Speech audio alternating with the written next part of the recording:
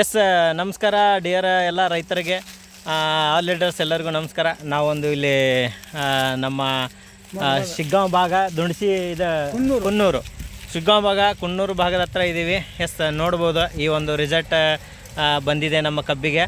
ಸರ ನಮಸ್ಕಾರ ರೀ. ಸರ ನಮಸ್ಕಾರ. ನಾವು ಒಂದು ಎಷ್ಟು ದಿನದ ಹಿಂದೆ ಬಂದಿದ್ವಿ ಸರ್ ಇಲ್ಲೇ? ಈಗ 10 ದಿವಸದ ಹಿಂದೆ ಬಂದಿದ್ವಿ. 10-15 ದಿನದಿಂದ ಹಿಂದೆ ಬಂದಿದ್ವಿ.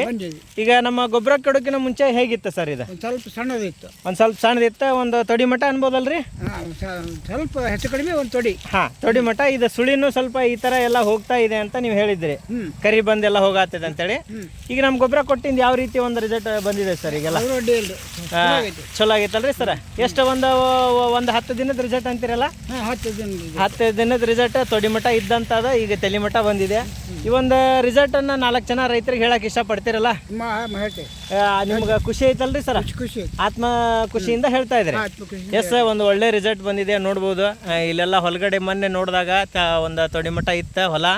ಇವಾಗ ನಮ್ಮ ಸರ್ವಶ್ರೀ ಪ್ರಾಡಕ್ಟನ್ನು ಬಳಸಿಂದ ಈ ಒಂದು ರೀತಿ ರಿಸಲ್ಟ್ ಬಂದಿದೆ.